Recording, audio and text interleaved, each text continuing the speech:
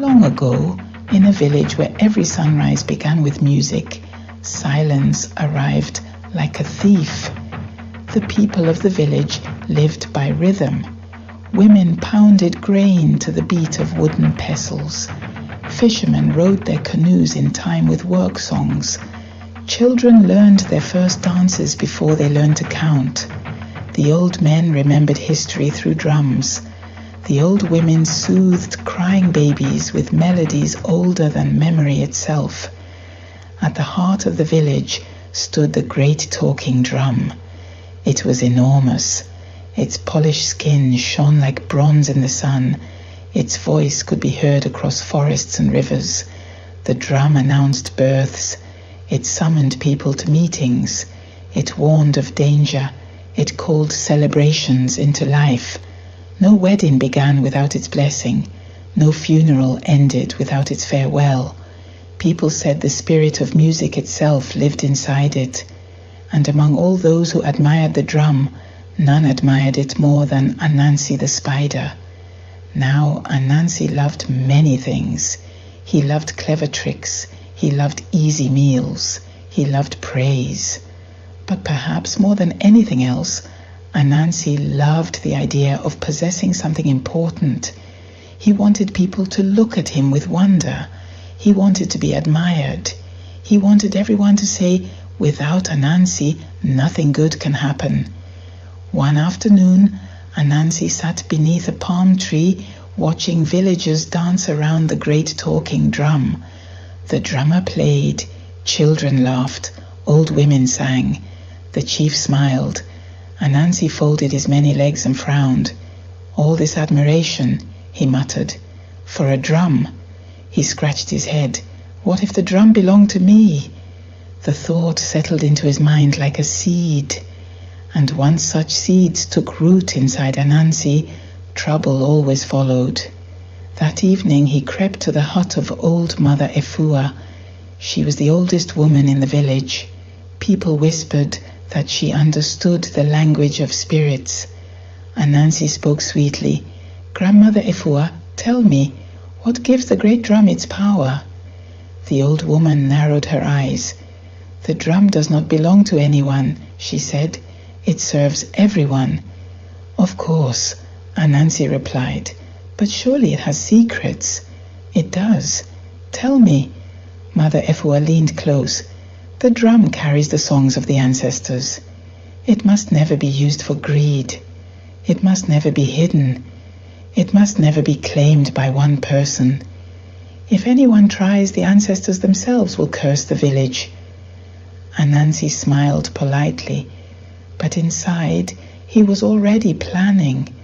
That night, while the moon hid behind clouds, Anansi crept through the sleeping village.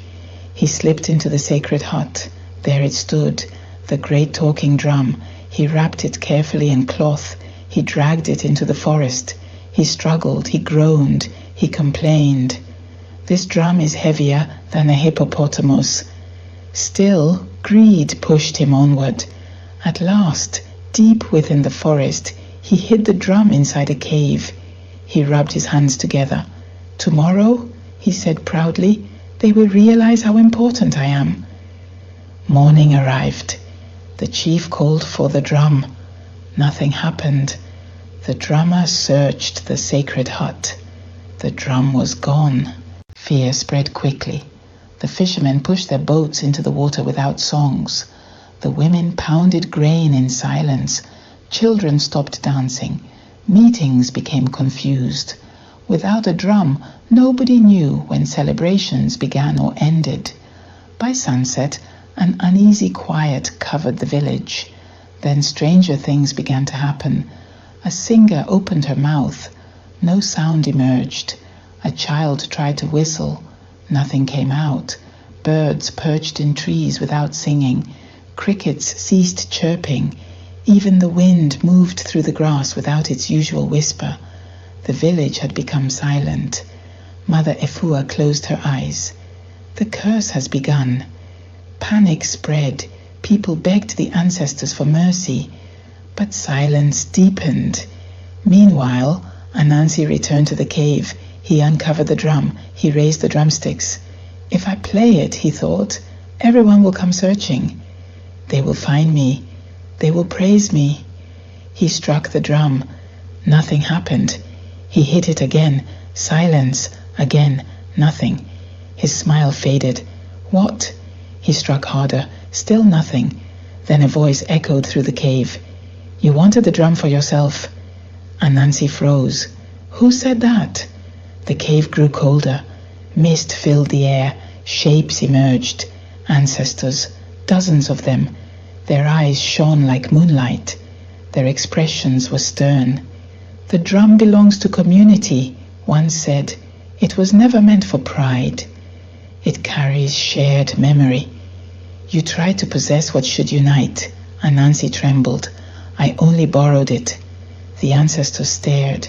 You stole joy itself. The cave shook. The curse will remain until what was broken is repaired. Anansi swallowed. How do I repair it? The oldest ancestor stepped forward. You must return what you took. You must learn why music matters. You must restore harmony without trickery. Then the spirits vanished. For the first time in his life, Anansi wished he had never been clever. He dragged the heavy drum from the cave, but when he reached the village, nobody celebrated. Nobody could sing. Nobody could speak above whispers. The drum remained silent. Mother Efua approached him. You returned the drum. But that alone is not enough. What else must I do? Asked Anansi. You must help people remember that music lives inside them. Anansi frowned. How? Mother Efua smiled sadly. Figure it out. For several days, Anansi wandered the village. He watched people work in silence. He saw children sitting quietly. He saw fishermen rowing without rhythm. The village looked tired, grey, broken. He realized something he had never noticed before. Music had not simply entertained them. It had connected them. It had made difficult work easier. It had carried grief. It had celebrated hope. It had reminded people they belonged to one another. Without it, everyone seemed alone. Anansi sat beneath his favorite tree and thought harder than he ever had before. Finally he stood. He gathered the children. He began clapping. Slowly, clap, clap, clap. The children copied him. Then he stomped his feet. Stomp, stomp, stomp. Soon dozens of little feet joined in. Women tapping pestles against bowls added rhythm. Fishermen slapped their oars together. Blacksmiths struck metal in steady beats. Farmers beat hoes against the earth. Though nobody could sing, the village discovered rhythm hiding in ordinary life. The heartbeat of community returned. The ancestors watched. Mother Efua smiled. Anansi approached the great talking drum one final time. He bowed his head. For perhaps the first time ever, he spoke without pride.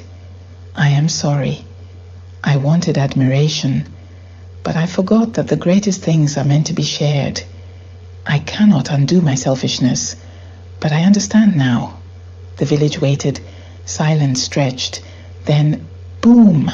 A single note echoed across the square. People gasped. Boom, boom, boom. The great talking drum had awakened. Birds burst into song. Children laughed. Women cried tears of relief. Men shouted with joy. The wind returned, carrying whispers through the trees. Voices emerged. The curse had ended. Celebrations lasted 7 days. People danced until their feet hurt. Singers sang until their throats grew tired. And every time the great talking drum played, Anansi listened quietly from the edge of the crowd. He still loved praise. He still loved easy meals. He still loved clever tricks. After all, Anansi remained Anansi. But whenever greed tempted him to keep something meant for everyone, he remembered the silence. He remembered empty mornings, silent birds, children who forgot how to laugh. And he remembered that communities are strongest when their gifts are shared. That is why the elders say drums are never owned by one person alone. Their rhythm belongs to everyone, because songs carry memory, rhythm carries identity, and joy grows louder when shared. And if you ever hear a drum echoing through the night, calling people together beneath the stars, listen carefully, for perhaps the ancestors are reminding us that the most precious treasures in life were never meant to belong to only one pair of hands. They belong to all of us.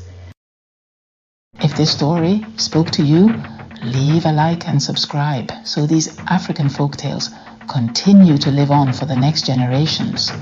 Until our next story, walk gently through the world, and may wisdom guide your path.